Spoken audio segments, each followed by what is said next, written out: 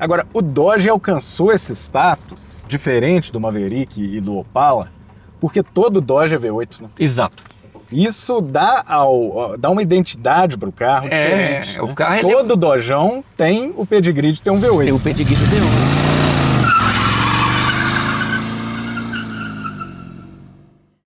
Olá a todos, sejam muito bem-vindos a mais um episódio de Carros com Alma, programa dedicado a mostrar veículos de interesse especial, veículos de coleção e principalmente veículos que têm uma história legal com seus proprietários. Eu sou Luiz Augusto Malta, esse projeto também envolve o lançamento de um livro.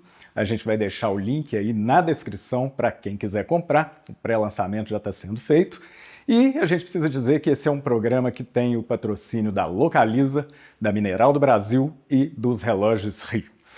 Para o quarto episódio da série, a gente elegeu um carro nacional. Tinha muita vontade de fazer um vídeo com carro nacional e refletindo sobre qual que seria o mais emblemático, né? Qual que seria o carro nacional mais desejado aí entre os automobilistas brasileiros, a gente concluiu que o Dodgeão é imbatível nesse quesito.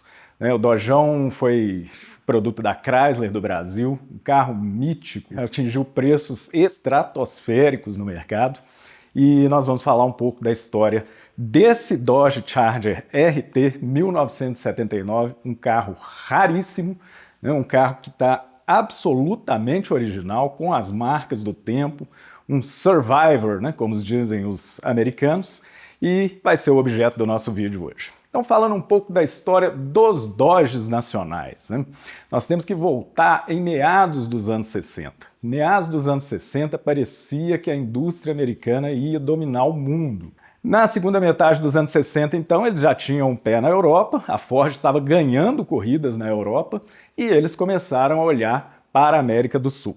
Não por coincidência, vieram Ford, GM e Chrysler no final dos anos 60, praticamente ao mesmo tempo. A Ford lançou o Galaxy em 1967, para a linha 1967. A GM lançou o Opala para a linha 1969. A Chrysler deu um tapa no Esplanada da Cinca e lançou um Esplanada renovado para a linha 1968. E para a linha 1970 lançou seu primeiro produto genuinamente Chrysler, que foi o Dodge Dart. A Chrysler teve uma estratégia muito interessante de trazer um modelo único para o Brasil, nas versões sedã e coupé, e a partir desse modelo, sempre a mesma carroceria, mesmo bloco de motor, os mesmos vidros, mesmas portas, mesmo paralama, mesmo tudo, ela fez várias variações sobre o tema. Então, a partir do Dodge Dart básico, a Chrysler conseguia fazer um modelo despojado, que era o Dodge SE, conseguia fazer um modelo requintado, que era o Gran Sedan e Gran Coupé, depois foram substituídos pelo Magno e LeBaron, e a cereja do bolo era a versão com apelo esportivo, que era o Dodge Charger RT. RT de Road and Track, que era a sigla dos esportivos da divisão Dodge. O Dodge Charger RT brasileiro, ele herda do Dodge americano, do Charger americano, só o nome e alguns elementos de estilo. O Charger americano é um carro bem maior, com outra plataforma, uma proposta mais de muscle car mesmo, enquanto que o Dodge Charger brasileiro é um Dodge Dart com adereços que remetem ao Dodge Charger. Foi assim até 1978, a crise do petróleo de 1973 em diante prejudicou muito o Dodgeão no Brasil, as vendas foram caindo e para a linha 1979, para tentar dar uma revitalizada nas vendas, a Chrysler deu uma arejada no visual, deu uma renovada no visual, graças à criatividade do designer Celso Lamas.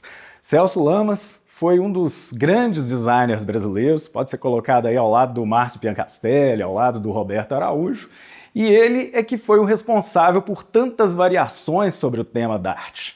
E para 1979, na minha opinião, é a obra-prima do Celso Lamas, que é esse carro aqui, o Charger RT. Então ele perde os elementos do Charger americano do final dos anos 60, que eram os faróis atrás da grade, as rabetas na coluna C, e ganha um estilo que remete muito ao Plymouth Super Coupé de 1978. O Plymouth Super Coupé, se vocês forem pesquisar as imagens, é exatamente isso, essa pintura em 2 tons, com esse terço aqui num tom mais escuro, os dois terços num tom mais claro e essas grades no vidro traseiro, que os americanos chamavam de Opera Windows. Então Celso Lamas foi lá se inspirar no Plymouth Super Coupé e em uma plataforma dos anos 60, ele deu uma cara de final dos anos 70 para o Dodge Charger brasileiro. O Dodge Charger brasileiro acabou ficando muito raro, porque ele vendeu muito pouco, vendeu só 180 unidades no ano de 1979, porque ele foi eclipsado pelo Magnum. Com esse mesmo estilo, mas com mais sobriedade, né, sem a pintura em 2 tons, e com mais apliques, mais ingredientes de carro de luxo, a Chrysler lançou também o Magnum, que acabou sendo muito mais bem aceito pelo mercado do que o Charger RT de 1979. Para 1980, esse estilo, vamos dizer, excessivo do Charger foi abolido pela Chrysler, mas aí ficou um carro sóbrio demais, também ninguém queria, e o Charger acabou saindo de linha laconicamente em 1980. Essas informações todas, a gente precisa fazer uma menção aqui ao colecionador Alexandre Badolato, meu amigo Alexandre Badolato, que foi um grande pesquisador da história da linha Chrysler no Brasil, juntou essas informações que estavam todas fragmentadas, disponibilizou isso, organizou, e hoje a história da Chrysler do Brasil está salva graças ao esforço do colecionador Alexandre Badolato, junto com o pessoal lá do Chrysler Club de São Paulo.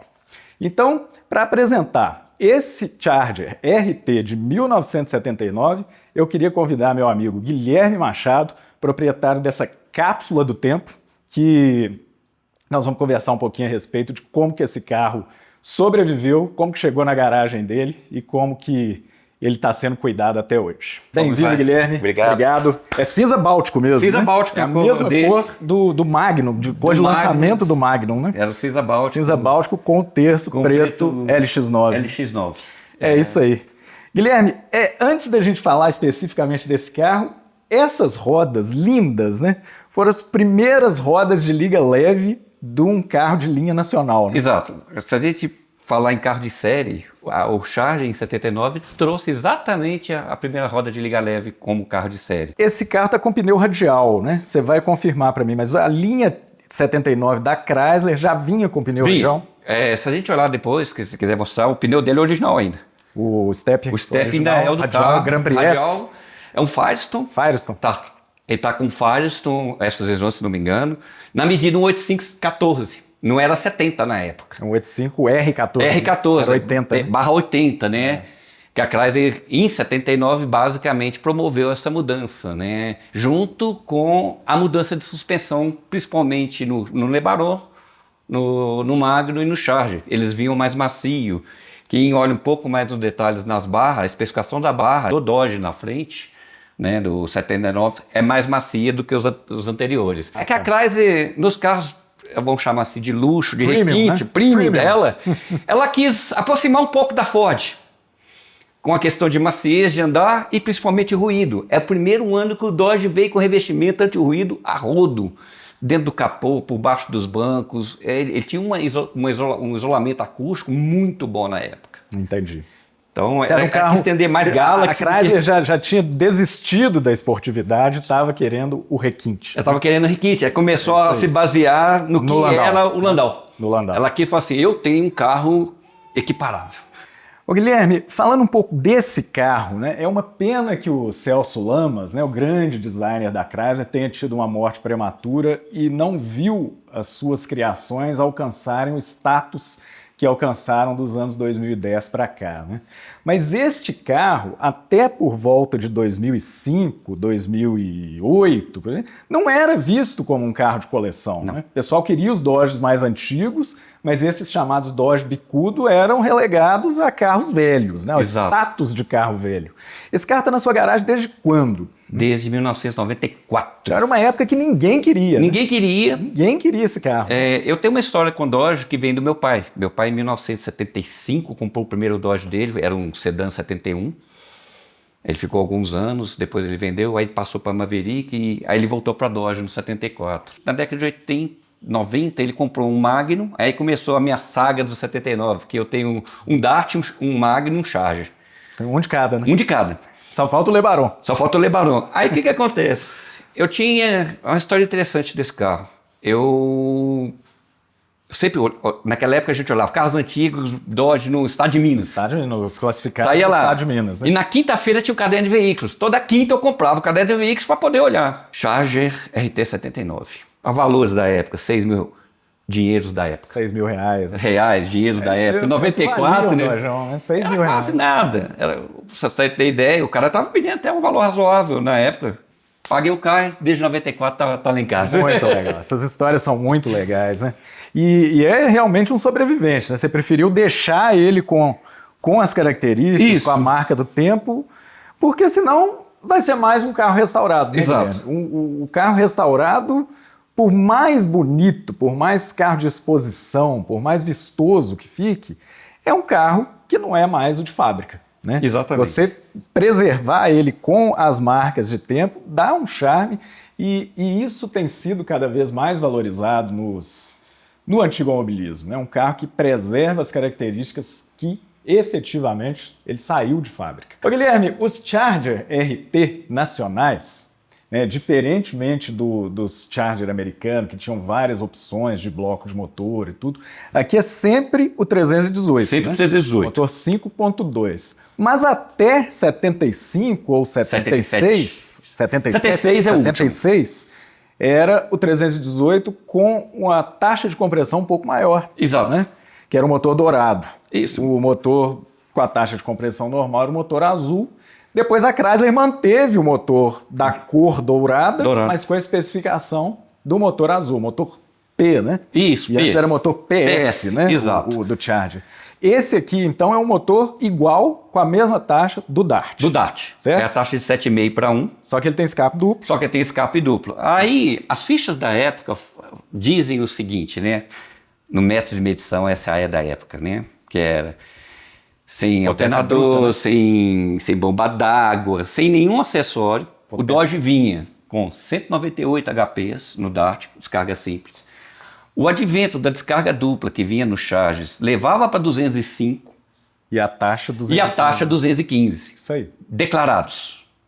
Porque se a gente... Aí tem umas controvérsias, a gente nunca mediu na época, né? Hoje em dia, o comando de válvula do Dodge nacional é um pouco diferente do Dodge americano. E os dados de potência nosso é basicamente o mesmo americano, com um comando um pouco melhor. Então, mas ok, vamos nos fiar que os engenheiros falam, a gente estuda engenharia, a gente faz engenharia, vamos confiar. O resto do motor é todo igual. Mesmo bloco, mesmo cabeçote, mesmo periférico, tudo igual, só mudava o pistão. Então vamos dar uma olhada no motor dele? Vamos ver o motor. Então, Guilherme, antes de abrir o motor, vamos falar um pouquinho dessa frente aqui, né? É muito interessante, porque os volumes da Chrysler, o que salvou a Chrysler no Brasil, na época foi o Dodginho, né? Sim. O Dodginho não vendia nada, vendia 2, 3, 4 mil carros por ano, né? Por ano. E para renovar a linha não tinha dinheiro para investir em ferramental. Então o que a Chrysler fez, né? O Celso Lamas desenvolveu, me parece que foi junto com a Glasspack, né? Glasspack na época. A Glasspack que fazia os orelhões, né? Exato. A Glasspack ficou famosa como fábrica de orelhão, na época do telefone público, e desenvolveu essa frente em fibra de vidro. Então não precisou investir em ferramental para mudar a frente do carro. Ela já vinha pré-moldada, encaixava na frente do Dart antigo e deu outra cara para o Dodgeão, para o Charger, para o Magnum e para o LeBaron, né? Exato. E é interessante como que a fibra sobreviveu mal ao tempo, né? Você vê, esse capô tem a pintura original, essa fibra com a pintura original e a fibra craquelou toda, né? Coisas de carro de 40 anos. Isso. Né? O detalhe que, se a gente for no livro do Badolato, né, ele comenta isso, né? Não no livro do Badolato, no livro do Dodge, do Pagotto? Do Pagotto, tem em uma página lá, ele comentando que carro 0 km no pátio aparecia trincado. Verdade. Na linha 79 só achava Dart. Só achava Dart no início. Porque a fibra craquelava. A fibra craquelava. Do Magnum e do Charger, né? Os carros 0 na época ficavam trincados. Não tinha tecnologia que a gente tinha hoje, que a gente tem hoje. A cura da fibra, né? A cura da fibra, a tinta, a cor. Então os carros apareciam e logo depois começava a trincar. Aí todo mundo repintava. Bom, vamos ver aqui o motor, né? Olha o bichão aí. O bichão tá todo aí. Maior motor já feito no Brasil, né? Exatamente. Um carro de passeio. Um carro de passeio é uma 5,2 litros. 5,2 litros. E 205 cavalos bem dispostos. Bem dispostos, bem famintos também. É um motor bem simples, né, Guilherme? Ele é bem Comando no simples. bloco, né? Não tem... É o típico V8 americano. É o V8 que está em produção já há alguns anos, né? A Chrysler começou com esse motor no final da década de 50 como primeira geração. E essa fundição que a gente chama de LA nos Estados Unidos, né? O 5x318 LA, passa a ser a partir de 60 e poucos nos Estados Unidos, que veio para o Brasil na época, né? Tudo, e o legal desse motor, né? Indestrutível. É indestrutível. Indestrutível. E ele sempre foi feito, né, no Brasil. Sim. Nos primeiros Dodge já tinha um índice de nacionalização absurdo. International Harvester, né? Que fazia a fundição e a Chrysler fazia o motor aí. Tem um famigerado carburador 446, né? Que baba, solta gasolina, o DFV. Esse aqui tá remanescente com ele, né? Hoje em dia, com o tanto de álcool que a gente tem na gasolina, a gente sofre. Vamos dar uma olhada no interior dele? Vamos. E ver o que é um carro sobrevivente, né? Isso. Posso fechar aqui? Pode, claro. Ô Guilherme, o interior desse carro, né? Vamos dar uma olhada. Vamos lá. A ruptura da Chrysler não foi só com o estilo externo, né? Até 1978, o Charger era o interior em couro, né? Exato. Era um couro até muito luxuoso, né? Parecia aqueles sofás de casa de avó. Exato. Né? E aí a Chrysler resolveu introduzir esse veludo que sobrevive muito mal ao tempo, né? É o que a gente chama na época de veludo acrílico, e ele com calor e luz solar, ele trinca, ele resseca e trinca. E ele ficou nesse aspecto, principalmente o do motorista, né? Principalmente o motorista. Porque o banco traseiro, as Opera Windows, né, protegeram o banco traseiro. Pouca pessoa movimenta o banco. O banco, depois que resseca, se faz esse movimento, ele rasga, trinca, ele rasga. Vamos dar uma olhada no painel dele? Vamos. Que é o mesmo painel do Magnum, né? É o mesmo painel do Magnum. O Charger perde o conta-giros. Ele perde o conta-giro, passa a vir com o relógio de horas. Sim. O pessoal reclamava, o carro esportivo sem conta-giros na época. Né? Mas tinha um detalhe, que começou a ter toca-fita. Toca-fita com a marca Chrysler. Vinha escrito Chrysler nele. Era um motorrádio ACMS 31, que basicamente onde vinha escrito motorrádio no mercado de acessório, fez-se a marca Chrysler. E esse carro tinha dois opcionais. Basicamente dois opcionais. O câmbio automático e o ar-condicionado. Esse não tem nenhum dos dois opcionais. Esse é o carro que não tem ar-condicionado, nem o automático. O resto é o que vinha no Magnum. E engraçado, no 79, todo mundo fala assim, ninguém conhece o Charger 79. Isso aí. Quando fala Charger, todo mundo... Eu lembro o 78 abaixo. 78 com o farol atrás da grade. Isso. Né? E quando eu vou nos encontros, que pintura é diferente desse Magnum? Eu falo assim, não, isso é um Charger. Mas como eu falei, foram feitos 180 unidades. Vejam bem, não é 180 mil, não. Foram 180 unidades. O carro, assim, praticamente... Tem vários estados brasileiros que provavelmente não receberam nenhum Charger. Não receberam. Em 1979. Porque o pessoal comprava Magnum. Queria Magnum. O Magnum vendeu 10 vezes mais. Isso. Né? Numa ordem de grandeza, o Magnum vendeu 1.800 unidades, eu não vou lembrar o número exato, e o Charger vendeu 180. 180, 79. Mas o carro em si é o mesmo. O detalhe é que o Charger só tinha 3 opções de cores. Sim, era o azul com azul. Isso. O pudim. O pudim, né? Que era o bege cachemir com o marrom Sumatra. Com o marrom Sumatra. E o cinza báltico. O cinza báltico cor. Detalhe, essas 3 cores não conviveram sempre. Parece que lançaram o azul com azul. Lançaram o azul com azul. Depois o bege cachemir com o marrom Sumatra. E substituindo o azul com azul. Pelo cinza báltico. Cinza báltico com o preto LX9. É isso aí. Vamos dar uma olhada no porta-mala dele? Vamos. Esse porta-mala, esse carro, por causa da crise do petróleo, a Chrysler adaptou nele um tanque de 100 litros, né? Exato. O detalhe do porta-mala do 79 do Dodge é que, se a gente comparar com os anteriores, né, o Dodge... O step dos anteriores anterior ficava aqui embaixo. Assoalho, né? No assoalho. E aí, com a crise de petróleo da década de 70, né, a Chrysler resolveu pôr um tanque de 107 litros nesse carro. 107 litros, eu falei 100 litros, né? São 107 litros. É o maior tanque que já saiu no mercado brasileiro, Sim. em carro de passeio. Aí não coube mais o step. Aí ela aproveitou basicamente aquela bacia do step aqui e trouxe o tanque até aqui, ó. Sim, sim. E o step foi parar ali em cima. Então, como em relação ao 78 abaixo, o porta-mala perdeu muito, porque o step ficou ocupando ali. Mas ganhou autonomia, né? Mas ganhou autonomia. Porque a razão principal de precisar de um tanque grande para um carro beberrão igual um V8 é que existia uma lei nos anos 80 que os postos não funcionavam no fim de semana. Então, se você quisesse ir para um sítio, ir para a praia, uma coisa assim, num fim de semana, o carro não tinha autonomia com um tanque de 50 litros. Então, tiveram que fazer esse tanque de 100 litros para o carro poder ir e voltar para a fazenda, para o sítio ou para a praia no fim de semana e a pessoa não precisar parar para abastecer. Step original de fábrica. E com a roda, né? E com a roda, isso era de fábrica. Então, se a gente pegar esse step... O desenho desses pneus antigos é muito bonito. Olha lá, 185 SR14. Que é 80, né? 80. Era exatamente o pneu do carro. Que legal. Se puder pôr para rodar, ele não aguenta 1000 quilômetros. Né? Vai Aqui, esfarelando. temos que entender, porque tem essa história que pneu esfarela.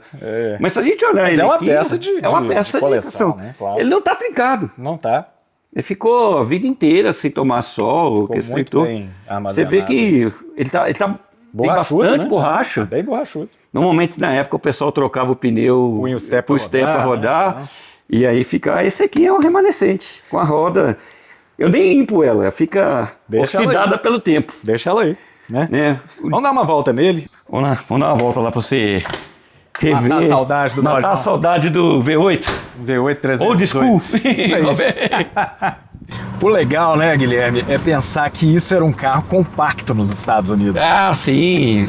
O detalhe... O Dodge ficou posicionado aqui entre o Galaxy e o Opala, né? O Galaxy, sendo um full size, era bem maior, mas o Opala era um carro médio na Europa. Exato. Né? E esse aqui, maior do que o Opala, era um carro compacto nos Estados Unidos. Exato. E aqui no Brasil, todo mundo achava ele grande. Era um carro grande. Comparando, inclusive, com o Galaxy, né? Exatamente. As versões sofisticadas, né? O Gran Sedan e tudo, era o concorrente do Galaxy, né? E por isso que a Chrysler na década de 70, final da década, lançou a linha 79, ela tendeu a mirar no Galaxy. Né? Aí ficou esse Dodge macio, sim, que o pessoal reclama, fala, tudo do comportamento dele. Agora, esse carro, essa linha 79, tem muita peça importada, né? Tem. Porque a produção era tão pequena, né? Não valia a pena pedir para fornecedor fabricar lanterna, por exemplo. Não, vinha. Essas lanternas quadradinhas são americanas. São americanas e todo o charger que eu vi até agora, desses anos, é da fabricação do 74 americana. Esse resto de estoque. Resto de estoque, sei lá o que a Chrysler fez. Elas tocavam em cima do 74 americano. Hoje o Dodge tomou um valor de coleção, né? Queria que tivesse isso antes, para ter sobrado mais Dodges.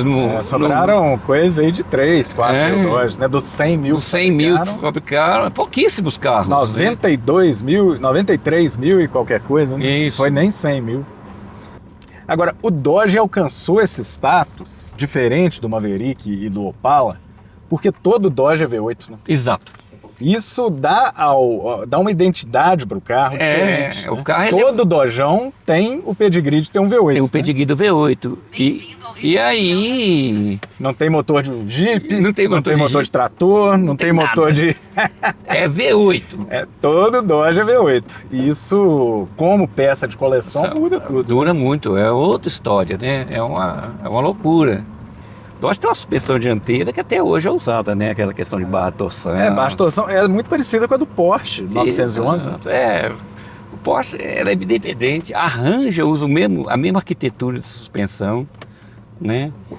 Então, e uma coisa legal do Dodge, para ele dar essa sensação, é a gente ter a altura. Você abre, por favor, né? Entendeu? Se você pôr o Dodge fora de altura, ele muda completamente o comportamento. Muda.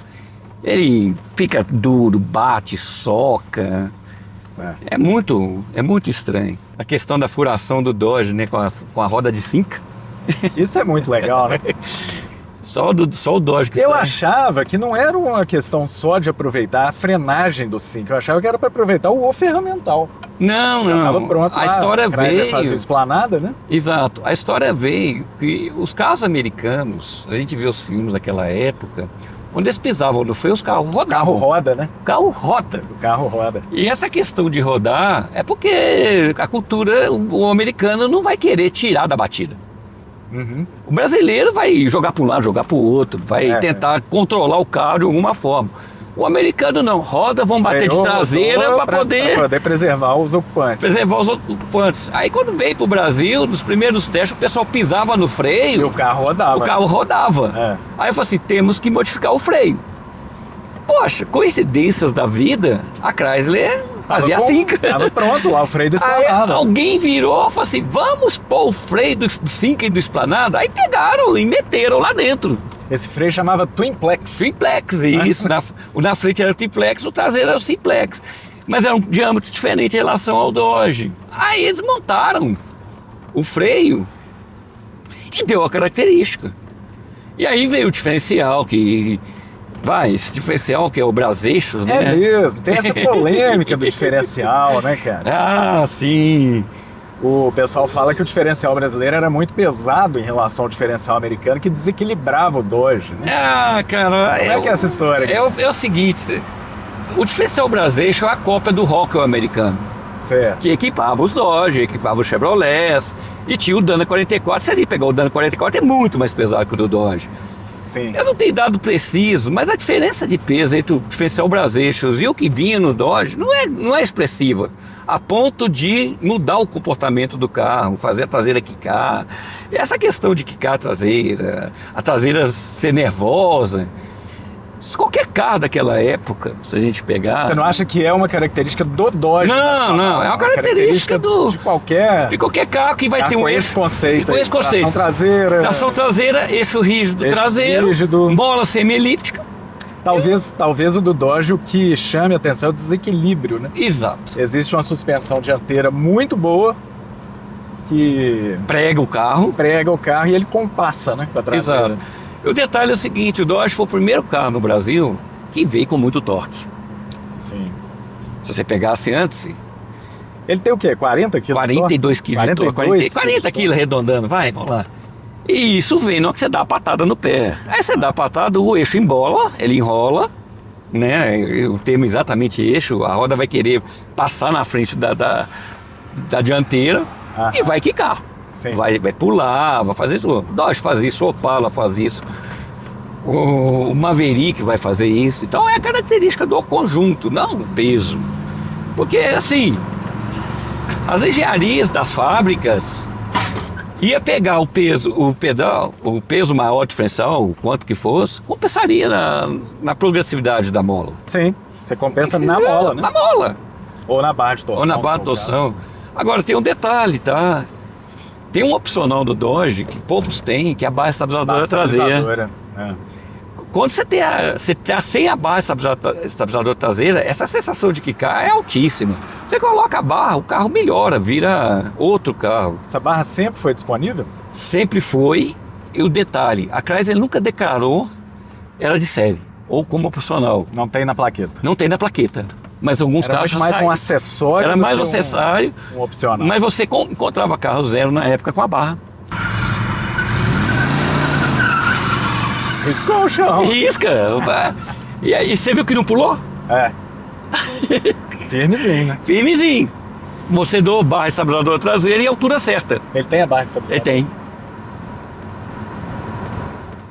Enquanto você vai aí matando a saudade do Dojão, queria te convidar a conhecer a Localiza Fest. Localiza Fest você aluga pelo aplicativo e pega seu carro sem precisar passar pelo balcão. Então esse foi o 4º episódio da nossa série Carros com Alma. Espero que vocês estejam gostando. Grande abraço a todos e até a próxima.